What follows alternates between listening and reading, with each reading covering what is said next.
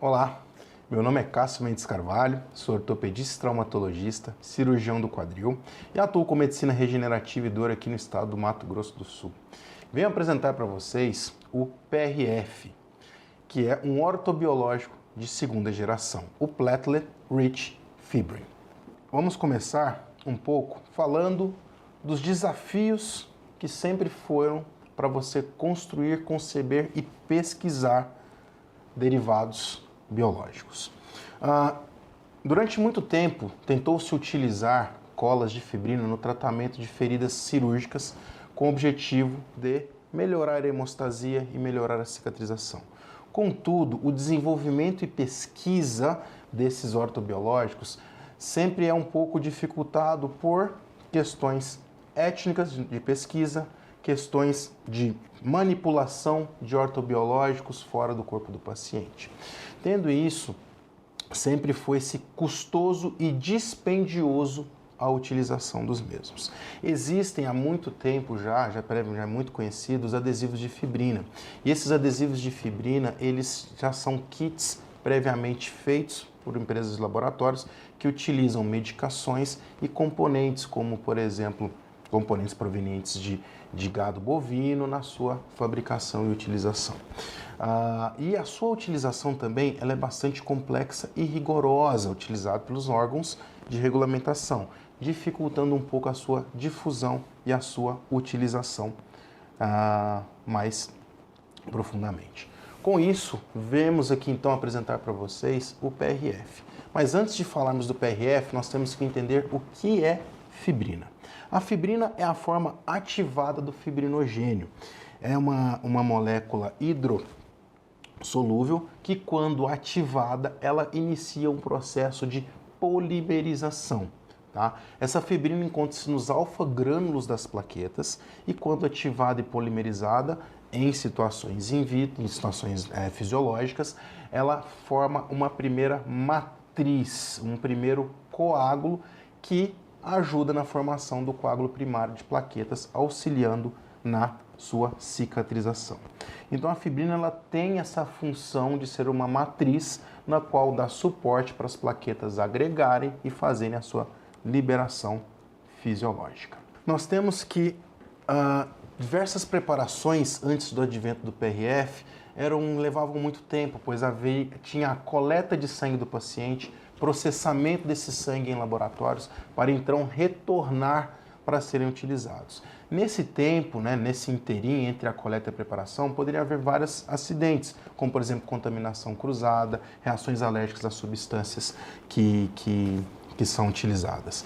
Anteriormente ao PRF, utilizava-se muito o coágulo obtido do PRP, mas o próprio PRP já utiliza um antiagregante na sua produção, podendo ser um pouco mais não tão fisiológico quanto a fibrina na sua ação. Com isso, nós temos que, nos anos 2000, um pesquisador francês chamado Chocrun desenvolveu o PRF. Tá? O PRF foi desenvolvido como uma cola de fibrina para ser utilizada em feridas e também em processos cirúrgicos, no qual não se utilizava nenhuma outra medicação, nenhuma outra substância. Ele é um produto simples de ser feito e obtido, o que facilita também na sua utilização, pois não requer tantas regulamentações. Chocrun desenvolveu esse PRF justamente para ser feito de uma forma simples e sair um pouco dessa regulamentação, pois não tem manipulação ou adição de medicamentos na sua produção. Vamos falar um pouco, sobre o que é esse ortobiológico, Por que ele é tão simples de ser feito? Quando foi concebido o PRF, ele foi concebido para ser utilizado por uma simples centrífuga de bancada, tubos plásticos ou de vidro, na formação de um coágulo e você, após o processamento desse coágulo, ter essa matriz de fibrina no coágulo. Então ele é super fácil, eficaz e reprodutível de ser obtido e utilizado. Nós temos que nesse coágulo ele é dividido no tubo em três grandes porções. Um sobrenatante, que é o PPP, O próprio PRF, que é essa matriz de fibrina, que na imagem à sua esquerda é esse coágulo, né, esse agregado que fica um pouco mais branco. E na sua porção mais inferior você tem os corpúsculos e as células vermelhas, não fazendo parte aí desse coágulo. Uma outra vantagem em relação ao PRF, em relação ao coágulo obtido anteriormente pelo PRP, que se vocês observarem as duas figuras, a do meio e da sua direita, a figura do meio, ela é a matriz de fibrina que era obtida quando você utilizava o PRP. O PRP, por utilizar anticoagulante, essa matriz de fibrina, ela não tinha as suas ligações entre essas fibrinas de uma forma mais elástica. Ela era mais rígida e isso interfere um pouco no funcionamento dessa fibrina. Já na imagem à sua direita, você tem essa imagem tridimensional um pouco mais elástica, uma imagem tridimensional na qual a formação tridimensional dessa fibrina propicia a sua função mais biológica. Então a matriz obtida pela fibrina, ela é mais funcional do que a matriz obtida quando se utilizava o PRP na obtenção dessa matriz. Falando agora um pouco sobre a organização desse coágulo, né? Falando um pouco agora sobre como que esse coágulo se organiza, nós temos que ele pode ser dividido em 3 grandes regiões. Uma região mais apical, uma região mais central e uma região mais basal. A região basal corresponde ao local em que ficava com íntimo contato com as células vermelhas. Em análise em microscopia, nós notamos que a região apical desse coágulo não tem células, apenas a sua matriz de fibrina. Já quando vamos caminhando para essa região mais basal, passando pela região medial, nós já começamos a ter alguns leucócitos, outras células, e na região mais basal nós temos leucócitos e as plaquetas propriamente ditas desta fibrina. Tá? E isso é importante também na sua função, pois o PRF ele possui uma função também antimicrobiana que nós vamos falar um pouco mais à frente. Tá? Lembrando que, por possuir plaquetas, o PRF ele também possui todos os fatores de crescimento que essas plaquetas liberam. Ele possui o PDGF, o FGF, o EGF, o VEGF, TGF-beta e também todas as suas utilizações, todas as suas funções. Aqui nós vamos falar logo mais um pouco na quantificação desses fatores de crescimento em relação ao PRP, no qual nós vamos falar um pouco sobre o PDGF, que é o Platelet Derived Growth Factor, que é o que promove o crescimento celular, reparo de vasos e tecidos e também produção de colágeno, bem como o TGF-beta, que é o Transforming Growth Factor beta, que faz um aumento das células endoteliais e também a promoção da cicatrização de feridas. Quando nós avaliamos dentro do tubo, como eu disse anteriormente, que pode ser feito a divisão no tubo de 3 regiões, o PPP, o PRF e as células vermelhas, nós temos agora uma análise do que nós temos nesse PRF. Então, o que foi feito? Nós temos ali uma evolução de gráfico, no qual foi avaliado as concentrações de 3 grandes citocinas do PRF em relação às várias preparações do PRP. Foi utilizado do PDGF, do TGF e do IGF. Nesse primeiro gráfico, nós vamos avaliar o PDGF. A segunda coluna é o PRF, a primeira coluna mais à sua esquerda é o valor basal, e é do PPP, desculpa, e as outras são avaliações com os vários preparados de PRP. Nós temos que nos PRPs, principalmente nos mais concentrados, o CPRP, que são de dupla centrifugação, nós temos que quando avaliamos o sobrenadante, né, do PRF, o soro do PRF, nós temos que a concentração de PDGF é inferior em relação ao do PRP, bem como também a concentração do TGF. Quando nós avaliamos, nós temos que o TGF também possui uma concentração menor. Por que isso acontece? Quando a gente faz essa avaliação, né, você produz o PRF, você faz o dessoramento desse PRF, nós temos que a análise desse soro que sai do PRF, ele é pobre nessas substâncias, pois essas substâncias ficam presas dentro dessa matriz tridimensional.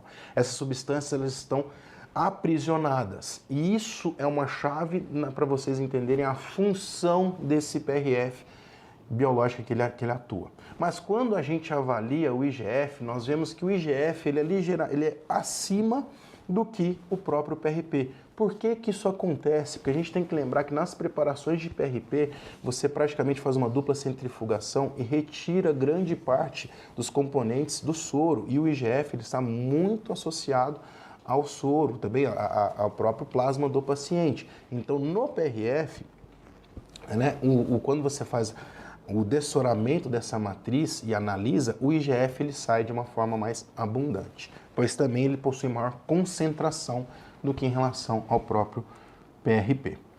Nós vamos agora avaliar essa conformação tridimensional que o PRF tem em relação à conformação tridimensional que as outras matrizes têm, principalmente as matrizes obtidas provenientes do PRP. Tá? Na figura à esquerda de vocês, nós temos a matriz proveniente do PRP. Você vê que essa matriz ela possui plaquetas entremeadas a essa matriz. A matriz praticamente inteira ela possui essas plaquetas. E é uma matriz, como eu disse, mais rígida, ela não é uma matriz tão elástica, pois as combinações, as pontes de ligação entre essas fibrinas, elas não são tão fisiológicas e otimizadas. Já na imagem à sua direita, você vê que essas citocinas inflamatórias, essas citocinas, tanto de fatores de crescimento quanto outras citocinas, elas já estão mais difusas nessa matriz. Com isso, essa matriz consegue liberar mais lentamente essas citocinas, sendo uma liberação mais prolongada, uma liberação mais sustentada. E isso é bastante importante na função do PRF. Nós vamos depois analisar um pouco sobre esses gráficos dessas matrizes. Isso é bastante importante na função do PRF. Tá ok? Lembrando também que quando você utilizava o PRP para fazer a matriz de fibrina, né, que era o utilizado antes, a própria degranulação plaquetária ela não ocorria de uma forma interessante, havendo também interferências nessa degranulação. Nós vamos falar um pouco mais para frente sobre a coleta do PRF, os protocolos de processamento, mas quando você faz a coleta do PRF, as próprias plaquetas já começam a liberar, já ocorre a degranulação plaquetária imediatamente a coleta no tubo. Com isso eu tenho a maior disponibilidade desses fatores de crescimento no meu gel de PRF, ok? E quando vai ocorrendo o processamento a uma baixa centrifugação, essas moléculas vão sendo aprisionadas à medida que ocorre a polimerização. Voltando agora um pouco, nós vamos falar sobre a função imunológica do PRF, analisando a liberação de enzimas leucocitárias. Trago novamente a imagem do coágulo, trago novamente a estrutura do coágulo, no qual na zona apical nós temos mais a matriz de fibrina, e agora que vocês têm essa informação, essa matriz de fibrina está totalmente enriquecida com fatores de crescimento, e caminhando para a sua região basal, nós temos que nós já começamos a achar leucócitos nessa região. E esses leucócitos também são ativados. Esses leucócitos também possuem função biológica, no qual nós vamos falar um pouco mais agora. Analisando um pouco as funções imunológicas desse PRF, nós temos que, quando fazendo uma mesma estratégia de análise, né, que foi utilizada avaliando o soro desse PRF, em comparação a outros preparados, principalmente também preparados de PRP, entre outros, nós temos que a coluna do meio, o exudato que vem do próprio PRF, apresenta uma maior disponibilidade de interleucina 1-beta. Lembrando que a interleucina 1-beta, ela ativa linfócitos, tanto natural killer quanto também linfócitos T.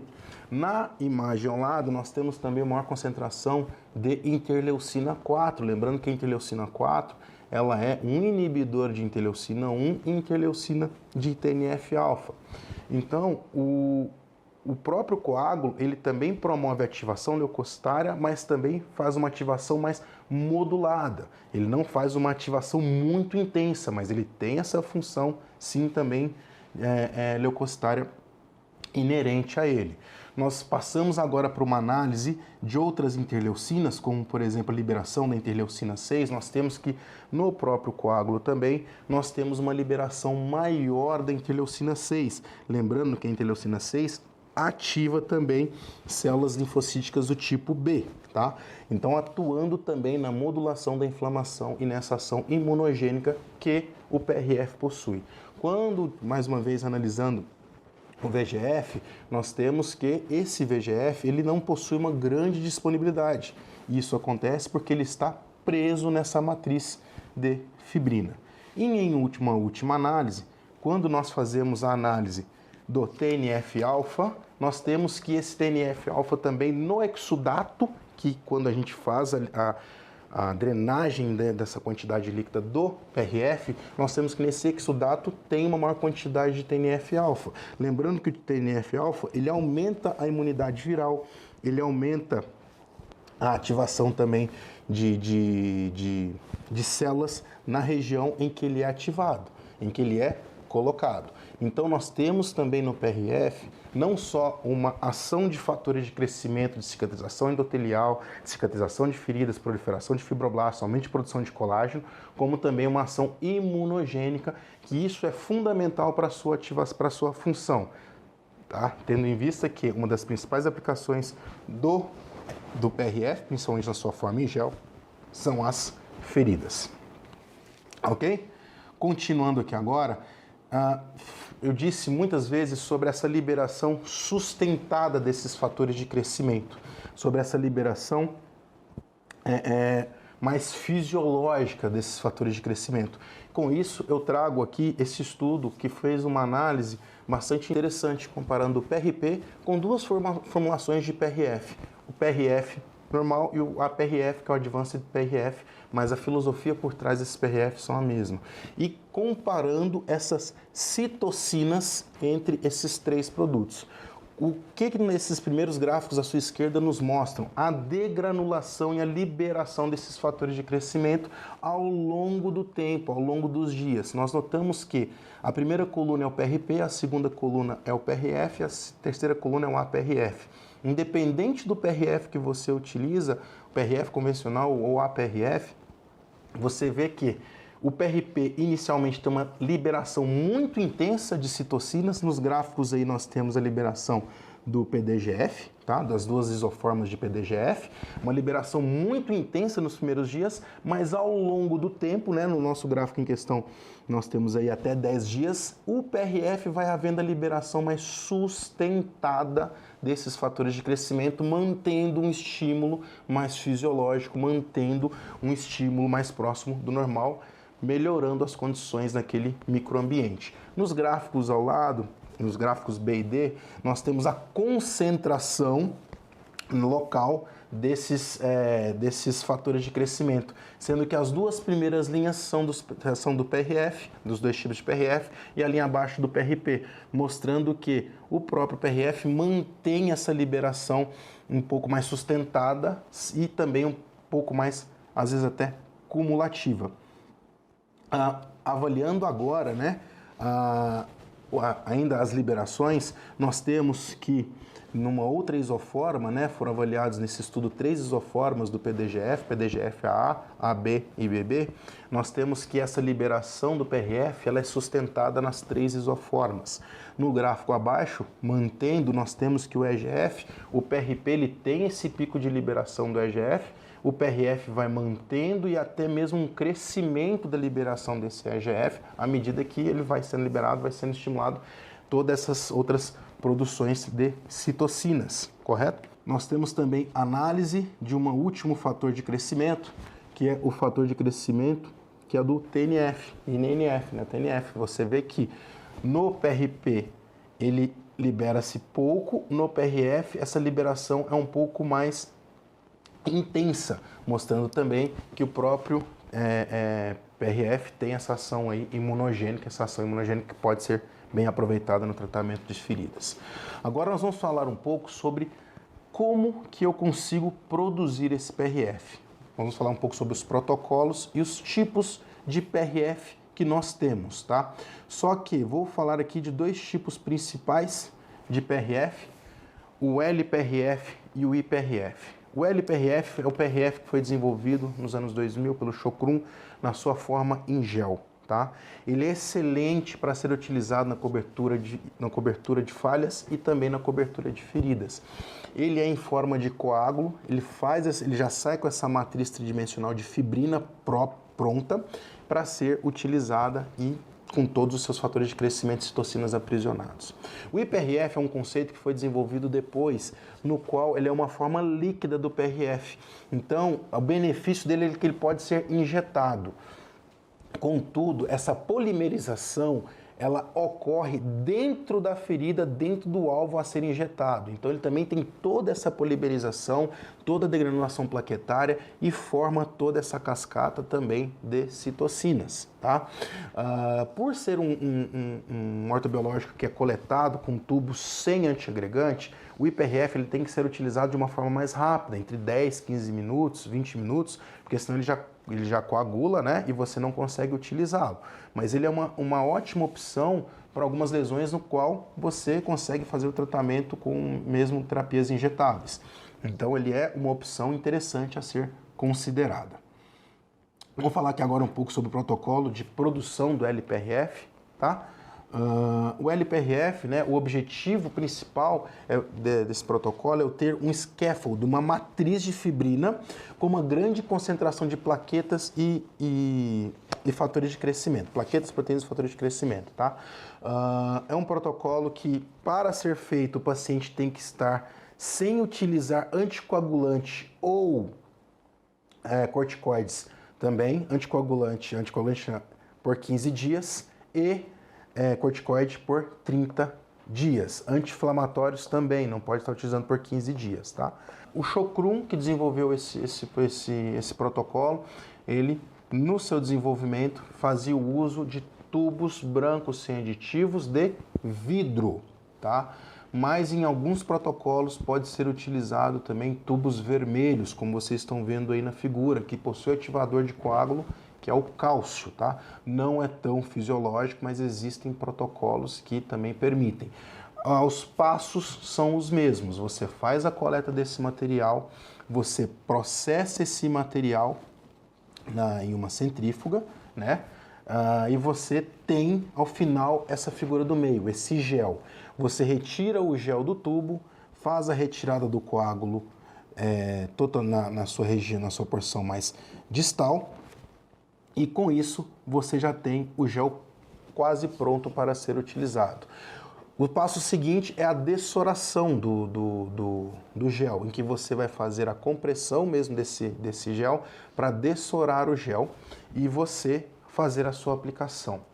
Mas você dessorar não piora, lembre-se que a matriz de fibrina, ela prende os fatores de crescimento. A matriz de fibrina não deixa esses fatores de crescimento saírem, como os gráficos anteriormente mostrados. Caso você queira uma ação mais imunogênica, uma ação mais leucocitária, você não faz esse dessoramento, tá? Porque você vai retirar também as interleucinas leucocitárias nesse dessoramento. Depende um pouco aí do seu uso, tá bom? O número de tubos vai variar um pouco de acordo com a área a ser coberta. O tempo de centrifugação de 12 minutos e a centrifugação realizada a 408 Gs. Isso daí varia de acordo com as centrífugas, o RPM, tá? Pois depende do raio de cada centrífuga, tá ok? Agora nós vamos falar sobre o protocolo de preparo do IPRF, que é a forma injetável do PRF. O objetivo desse PRF é obter fatores de crescimento em um produto fluido para fins injetáveis, para fins de injetar nas lesões propriamente ditas, tá? Para a produção e obtenção desse produto, é interessante que o paciente não utilize o anti-inflamatório entre 7 a 10 dias, tá? São tubos brancos sem aditivos, mas de plástico. Sim, faz diferença. O LPRF que você quer fazer a polimerização no tubo é tubo branco de vidro. O IPRF é tubo branco de plástico. Isso interfere na sua obtenção de produto final, tá? Mas você vai conseguir. Ali nós temos as fotos nos passos a passo. A coleta do sangue, o processamento na centrífuga e você tem ali na última foto os tubos com IPRF. O IPRF é esse sobrenadante que fica na parte superior do tubo. Com isso, você tem um produto que você pode realizar a sua injeção no local. Você faz a coleta desse sobrenadante e você tem o produto pronto para ser aplicado. O tempo de centrifugação, 5 minutos a 60 Gs. Depende, né, o RPM da sua centrífuga. Mas olha que interessante o IPRF, ele é um sistema totalmente fechado. Você coleta nos tubos, processa e você adquire, você faz a coleta depois desse tubo do IPRF em um sistema totalmente fechado. O IPRF, uma das vantagens dele é que você não precisa de uma capela para a sua utilização. Com isso, você consegue, em um espaço mais simples, fazer a utilização desse ortobiológico no seu dia a dia. Como disse, como esse era um dos objetivos de Chocrum, que era produzir ortobiológicos de uma maneira simplificada, baixo custo e de fácil reprodução. Bom, agora nós vamos avaliar alguns estudos sobre a aplicação do PRF na regeneração tecidual. Nós vamos começar com os estudos com a principal aplicação utilizada do PRF nos dias atuais, que é a aplicação no tratamentos em feridas. Bom, inicialmente, nós vamos falar sobre um estudo que é uma revisão sistemática comparando o PRF com matrizes, com membranas que possuem fatores de crescimento. Tá? Esse estudo fez uma busca pelas mais diversas plataformas, como PubMed, Embase, Cochrane e EBSCO, e foram selecionados 8 estudos com 578 pacientes. Após avaliações estatísticas, foram concluídos que o uso do PRF em úlceras conseguiu-se uma cicatrização superior com 4 semanas de segmento e também após o fim do segmento. Devido ao baixo número de grupos controle entre usos de membrana e pessoas que não fizeram tratamentos, não foi possível correlacionar. Mas o uso do PRF junto com comparando com o grupo controle, o PRF foi superior nas úlceras refratárias. Esse estudo foi utilizado apenas com úlceras refratárias. Nesse estudo, nessa revisão sistemática, o PRF foi superior com até 4 semanas até o final do tratamento em relação ao tratamento padrão. O próximo estudo que nós vamos avaliar é a avaliação de cicatrização do PRF juntamente com tecidos moles. Foi uma revisão sistemática também realizada na Medline, no qual o objetivo foi determinar se o PRF afeta ou induz a regeneração tecidual e cicatrização de tecidos moles. 48 estudos foram incluídos. E como os resultados, após análises estatísticas, nós tivemos que 9 dos 13 estudos mostraram benefícios na cicatrização de feridas operatórias quando associada ao uso do PRF. 27 dos 31 estudos, ou seja, 87%, relataram benefícios na cicatrização de lesões. Com isso, nós temos como conclusão que existem evidências que o uso do PRF otimiza a regeneração de tecidos moles. Contudo, da mesma forma do estudo anterior, nós temos que o desenho dos estudos, quando comparados com o grupo controle, né, os desenhos que utilizam o grupo controle ainda estão um pouco falhos ou são poucos os números, não podendo ainda inferir maiores dados estatísticos nesses casos. Nós temos agora também um terceiro estudo muito interessante, que é a utilização que é a comparação, né, com pacientes, o estudo de coorte com pacientes com úlceras refratárias em membros inferiores. Esse estudo é bastante interessante, tá? Esse estudo é bastante ilustrativo. Nesse estudo foram avaliados 44 pacientes, nos quais todos apresentaram lesões há mais de 3 meses e eram refratárias ao tratamento padrão. Nas etiologias das úlceras nesses estudos, nós tínhamos que as úlceras venosas, úlceras diabéticas, úlceras por pressão e úlceras complexas. As úlceras complexas eram úlceras que tinham mais do que um fator etiológico. Essas foram as principais etiologias avaliados nesse estudo. Nunca realizaram tratamento com PRF. Como que foi feita a metodologia desse estudo? Foi-se Esses pacientes eram convocados e realizados coberturas com PRF, né, com LPRF, PRF em gel, semanalmente até a cicatrização da ferida. Depois eram reavaliados com 3 e 12 meses para uma avaliação aí de longo prazo dos pacientes. Foi utilizado, né, nesses casos, tratamentos adjuvantes, como bota de UNA e outras coberturas compressivas quando necessárias. Esse estudo nos evidenciou o seguinte, que a utilização do PRF nessas úlceras, tanto em úlceras maiores do que 10 centímetros, quanto em úlceras menores do que 10 centímetros, úlceras diabéticas, úlceras de pressão, úlceras vasculares, todas responderam positivamente ao uso do PRF, com várias evoluindo para a cicatrização, mas todas apresentando no mínimo um fechamento significativo dessas úlceras, como nós podemos ver nessa análise gráfica da evolução das úlceras nesses casos. Nós temos que no primeiro e segundo gráficos, os gráficos superiores, as úlceras venosas menores que 10 centímetros e úlceras venosas maiores que 10 centímetros, todas responderam positivamente ao uso do PRF, com redução do seu tamanho e algumas evoluindo para a sua cicatrização. Tá? Já nas úlceras por diabetes, nas úlceras complexas e hipervenosas também, todas respondendo muito bem, com várias evoluindo para o seu fechamento. E as úlceras que evoluíram para fechamento, nenhuma delas houve a sua recidiva, a sua reabertura durante o período de estudo, durante os 12 meses após o fechamento. Então aqui agora nós vamos ver algumas imagens ilustrativas a respeito das úlceras que foram tratadas nesse estudo. Nós temos que, quando o paciente apresentava uma úlcera trófica, uma úlcera que não estava viva, né, uma úlcera como mostra nessa primeira imagem, a primeira superior à sua esquerda, nós temos essa lesão que ela não está viva. Era feita a reavivação, né, dessa ferida com a sua raspagem, né, com a sua reativação de bordas, aplicado o ortobiológico e evoluindo então até a sua cicatrização. Da mesma forma, na sequência, né, de evolução à sua direita, nós temos aí uma excelente evolução das úlceras nesses casos. Tá? Então, qual que foi a conclusão que esse estudo de corte nos deixou, esse legado? Que o LPRF é uma alternativa segura, eficaz e simples de aplicar no tratamento das úlceras refratárias. Tá ok? Agora nós vamos falar sobre um estudo comparativo no tratamento de úlceras utilizando o PRP e o PRF. Esse estudo é bastante interessante, que foram avaliados 42 úlceras com pacientes acima de 18 anos, com feridas com duração acima de 6 semanas e tamanho entre meio e 10 centímetros.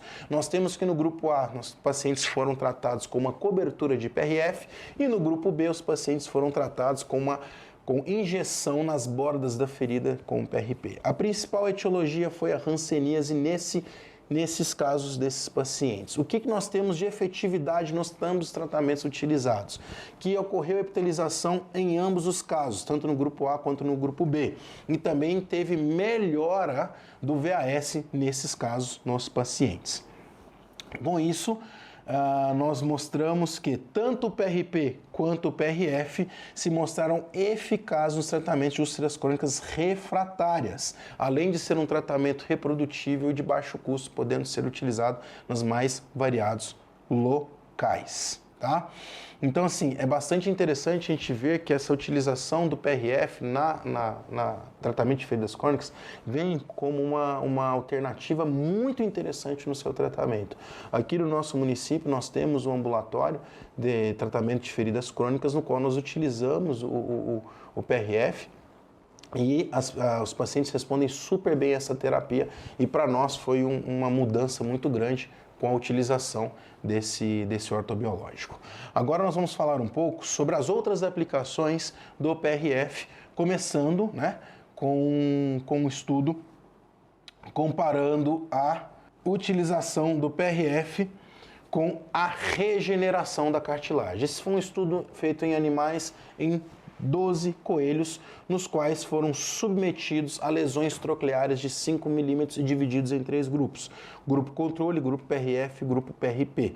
Nesse caso, nós temos um estudo comparativo entre o PRF e o PRP na cicatrização de lesões cartilaginosas. Nós temos que, como mostram os gráficos, que no grupo do PRF e do PRP, nós tivemos um aumento na expressão gênica de genes que otimizam a produção de colágeno, tá? De genes de regeneração tecidual. Bem como nas imagens abaixo, nós vemos que os animais que utilizaram PRP e PRF tiveram uma resposta de regeneração cartilaginosa muito superior aos que não utilizaram. E um outro fator interessante, né, quando você avalia esse estudo em específico, né, ele evidenciou que os animais que foram tratados com IPRF tiveram uma resposta superior aos animais tratados com PRP. Nós temos apenas um estudo, não é possível concluir que o IPRF com certeza é superior ao PRP, mesmo porque o PRP tem muito mais embasamento científico, mas é um estudo mostrando que também o PRF tem uma força de regeneração tecidual muito interessante.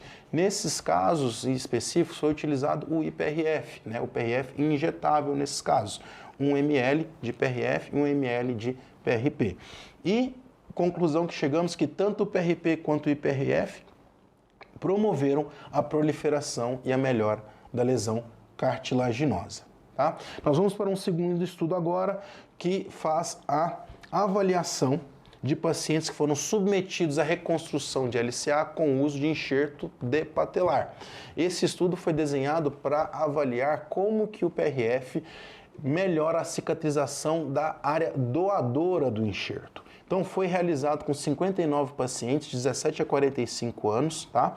Em que foi utilizado o IPRF no sítio de coleta do enxerto. E esses pacientes foram avaliados com ressonâncias magnéticas posteriores para ver se teve ou não otimização da regeneração tecidual naquela região doadora. Além de também avaliar a melhora clínica, tá? Como conclusão desse estudo, né, nós tivemos que o IPRF levou à redução, tá, do defeito ósseo, tá ok? Os pacientes que utilizaram o IPRF, mas não teve significância estatística nesses casos, mas teve melhora dos sintomas, né, desses pacientes que foram submetidos à terapia com o IPRF. Todos sabem que quando nós fazemos a utilização do patelar, tem um risco de uma dor crônica na face anterior do joelho pela área doadora. Os pacientes que utilizaram o IPRF tiveram uma melhora desses sintomas com menos queixas, mas o IPRF não conseguiu eliminar todo esse desconforto, tá ok? Nós temos um segundo estudo agora analisando a utilização do IPRF nas lesões de ligamento cruzado anterior com enxerto de flexores. Esse estudo foi desenhado para avaliar a integração desses enxertos junto aos túneis ósseos, tanto tibial quanto femoral.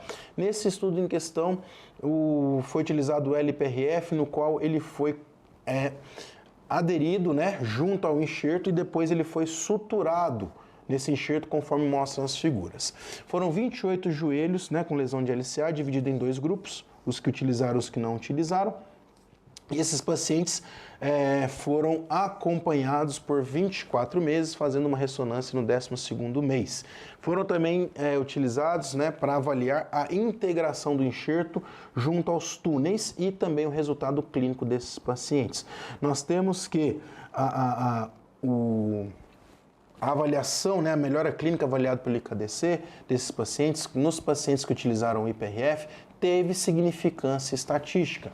Contudo, esse estudo não mostrou uma melhora da integração do enxerto junto aos túneis, tá bom? Então, como conclusão, nós temos que não houve significância estatística na integração do enxerto, mas o grupo que utilizou o PRF teve melhor função na avaliação clínica dos pacientes e com significância estatística.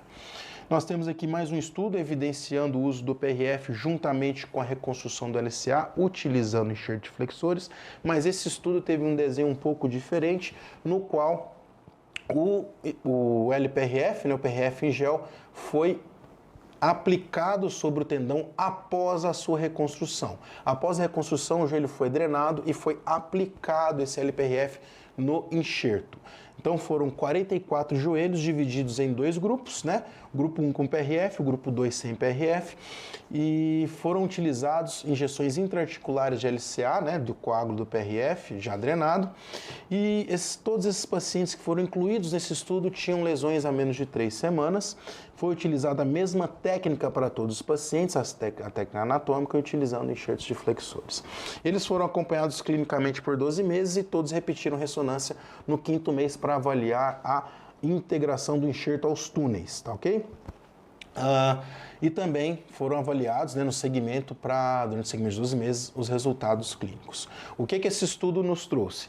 Quando esses pacientes, nessa ressonância que eles realizaram no 5º mês, foi avaliado por um radiologista experiente no caso, né, um radiologista musculoesquelético, e esse radiologista ele estava cegado, ele não sabia qual grupo que tinha utilizado e qual grupo que não tinha utilizado o PRF. Como resultado, nós temos que houve uma maior integração do enxerto no túnel femoral, mas não houve diferença da integração no túnel tibial. Tá? Os pacientes que utilizaram o PRF, não, o LPRF, tiveram menor necessidade de drenagem de hemartrose no pós-operatório, mas não houve diferença nos estudos clínicos desses pacientes. E por último, nós vamos aqui avaliar um estudo no qual foi utilizado o PRF na lesão meniscal, tá? Esse estudo é um estudo feito em animal, no qual foi dividido em 2 partes, tá ok? Primeira parte, ele foi feita para avaliar se o PRF estimula a produção de células meniscais, fibroblastos meniscais, bem como migração e proliferação, e depois foram avaliados a sua resposta clínica. Então, na parte 1 foi feita in vitro, né? Células meniscais foram cultivadas em soro fetal bovino e foi acrescentado o PRF.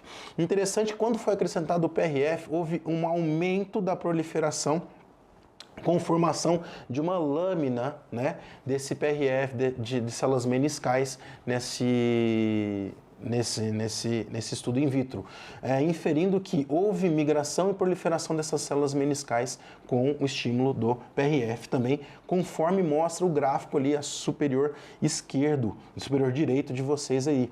Vocês veem que quando você teve essa aplicação, né, do PRF, ao longo do tempo houve uma redução dessa área de lesão, conferindo aí, podendo inferir que o PRF sim teve esse estímulo.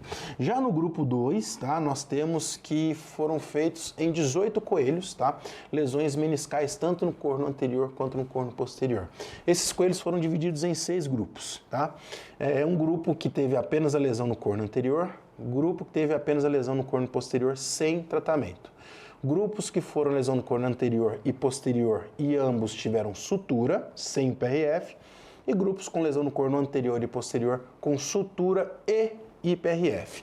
Isso aqui agora eu chamo a atenção para vocês no gráfico inferior direito de vocês, no qual mostra a área de lesão que esses pacientes, que esses coelhos apresentaram. Você vê que quando você tem a utilização da sutura juntamente com o PRF, em tanto o grupo que foi feito no corno anterior quanto posterior, teve uma redução da área lesada, tá? Então, assim, podendo inferir que o PRF estimulou, sim, a cicatrização meniscal. Então, como conclusão, esse estudo nos trouxe que, in vitro, o PRF promoveu uma migração e proliferação de células meniscais e aumento na síntese de matriz extracelular. E em vivo, houve um aumento da cicatrização meniscal.